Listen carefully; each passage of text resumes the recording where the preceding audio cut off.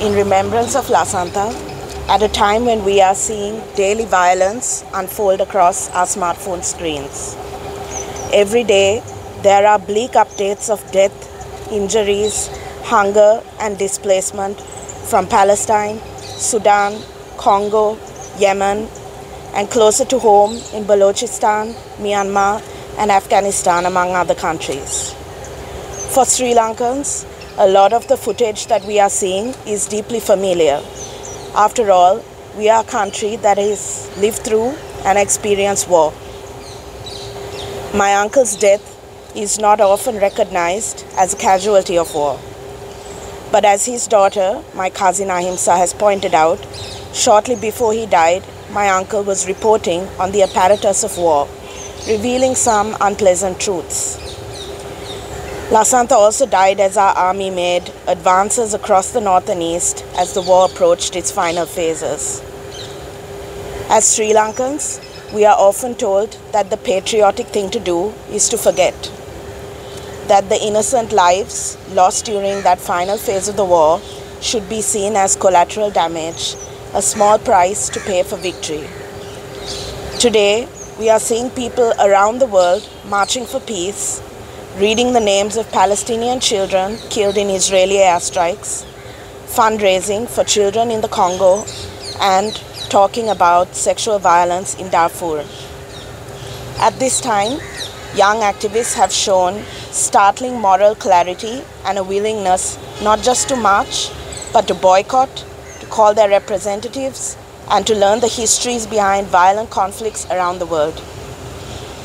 I think that this is fitting for us to talk about and to remember as we are coming together today to remember Lasantha Wickramatunga, a man who thought a lot about power and people in power, who tried to expose the machinations of corrupt politicians and businessmen alike, and who ultimately paid a heavy price for doing so. Even though he is no longer with us, his legacy lives on in all the journalists that passed through the newsrooms where he worked, many of whom continue to work in media and to pass on their knowledge to the younger generation.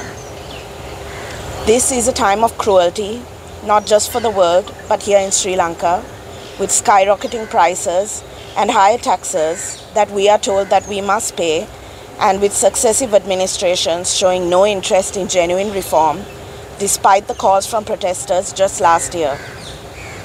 Once again, we are being told that the patriotic thing to do is to forget. And especially in Colombo, there are many who are all too willing to oblige, especially those who find it difficult to imagine an alternative future for Sri Lanka that does not depend on political patronage. You would think that after the privations experienced last year, people would have realized the heavy cost of accepting the status quo. But we forget that there are many who benefit from the status quo across many different sectors. However, rather than stand on the sidelines and throw up our hands, I am proposing that we choose to remember rather than to forget. And not just to remember Lasantha, his humor, his kindness, his relentless pursuit of a story, but all the fearless journalists and media workers like him who lost their lives. Especially the Tamil journalists from the north and east, whose stories and names are so often forgotten. And I hope too that when it comes time to cast our vote, that we vote consciously, choosing not to vote for racist, corrupt, or power-hungry politicians. I know that if my uncle were here, he would be in the thick of the action, writing scathing editorials and exhorting people to make the right choice. So let's make the right choice, whatever that might mean for each of us. And let's continue to remember and to resist. Peter, who spoke about remembering, memory, and what do we remember? What is it that we remember of Lasantha, of the newsroom that he managed and he pioneered, the brand of journalism that he introduced to Sri Lanka, fostered, maintained. And 3 nuggets from each of the speeches before me. 15 years is a long time. Memories are fading. But some things don't fade, as Raisa said. That's possibly what we learned from watching him, what he did, how he did. It was called yellow journalism long ago. For those of us who come from the Sunday Lead editorial, we were condemned, ridiculed. That brand of journalism was opposed. And there was litigation. There was violence to be dealt with. There was lots more.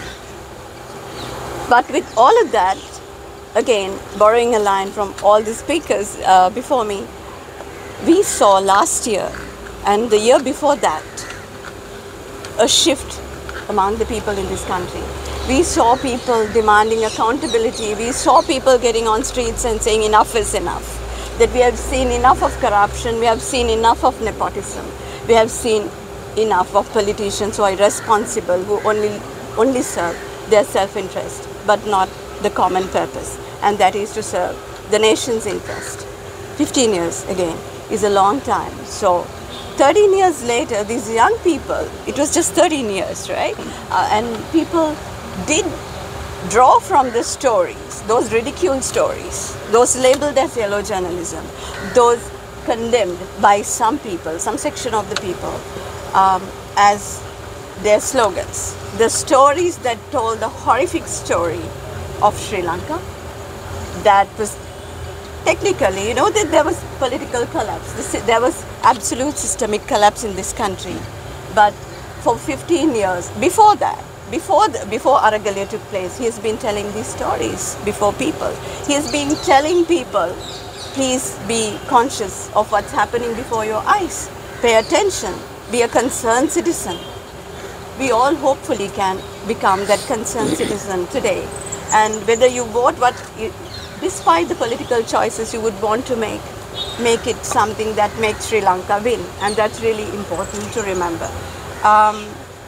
We also speak a lot about dangerous speech today. It's a fad today to talk about dangerous speech, about hate speech, talk about an editorial. In the South, Raisa spoke about the northern newsrooms and the fact that we hardly ever remember what went on there and the kind of suffering people went through, which is true. But if you think about the South, I think I'm right to say that no southern newsroom actually went through what the Sunday Leader went through. And that would also be a painful fact that we should all remember. Narratives were created against the newsroom, its editor, and why we were doing what we were doing. And the fact that all these stories were planted, there were so many theories about how we told our stories and what we told. I just want to share 3 quotes from, 2 from him. In October 2008, he gave me an interview. This is way too, close to his death.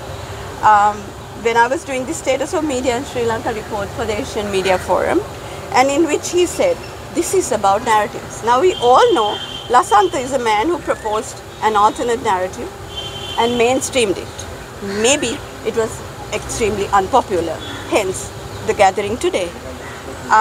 So going back to what he said, I quote, there is a dangerous master narrative that's been created.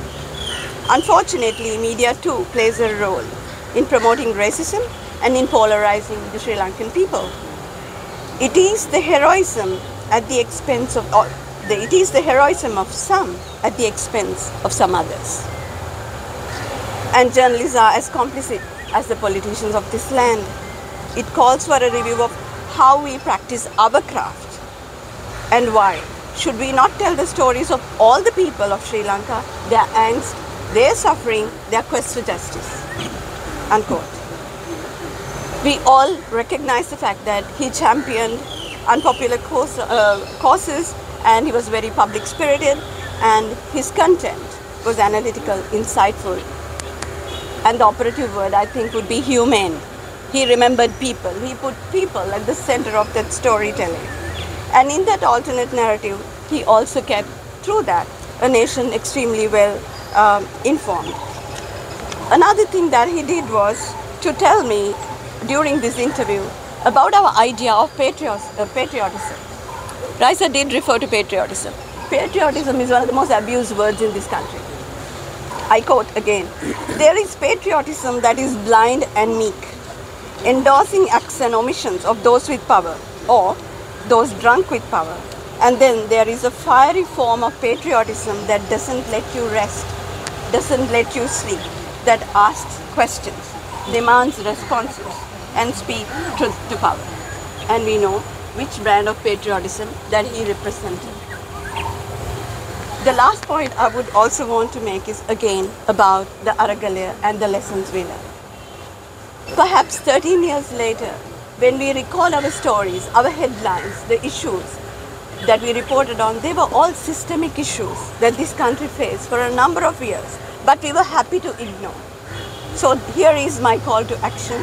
The last point I want to make is that Lasantha's was the true Aragalaya. His was the Aragalaya, and it began long ago, before the real thing happened in 2022. Every week, with all the stories he wrote, every week with the mobilization of that, lean newsroom that he had in pushing stories. Also, I just want to finish by reading a small portion of the testimony that I gave before the People's Tribunal in May 2022. Please reflect upon some of the things that I list out here. It reminds all of you possibly of the newsroom that we belong to, we are very proud to belong to, and what the Sunday leader fought against ideologically. This was our own diagnostic card, again produced long ago. So what were the positions we took? What did we report on?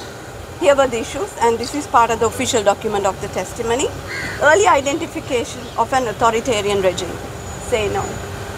Mainstreaming and normalization of nepotism, creating a family political brand and making it take root. Rapid concentration of power of a single family, family control over public office. Weakening of public institutions, the public service, politicization and militarization of this country. Resistance to power sharing. We all know there was great resistance to sharing power and addressing the political question that has festered this country. And lack of commitment to protect the dignity and rights of all people, not some people. I hope these words actually cause pain to you. And I hope these words make you reflect. I hope these words make you want to change something. Again, 15 years is a long time to wait for closure. There was a statement from the family. There has been no criminal justice that has been delivered to a man who spoke on behalf of all of us and who didn't mind whether we supported him or we stood with him or we didn't stand with him. He spoke his truth, and here he lies. Impunity. Lal spoke about impunity. Impunity is also a state. It's also about delays and derailment of justice. It's also about us forgetting. Why do we have to forget? We don't have to forget, we have to remember. Here lies a man killed for his work, and his killers roam free. He has raised his voice against tyranny, against injustice, against malpractice. And he also continuously asked us to remember our citizenship. The least we all can do is to own our citizenship. And what it means will be something that you will decode personally. But I think there is so much to be done. It is an election year. It's not just about the political choices you make. It's also about the personal choices we make, about speaking truth to power, being honest, being truthful, doing our little thing, that little small act to make this country a better place. I think Lasantha deserves all of that. Thank you.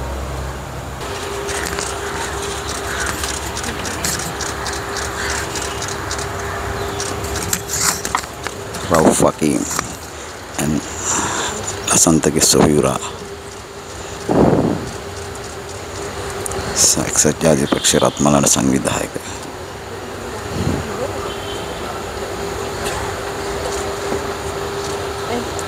Sandhya Eknaligoda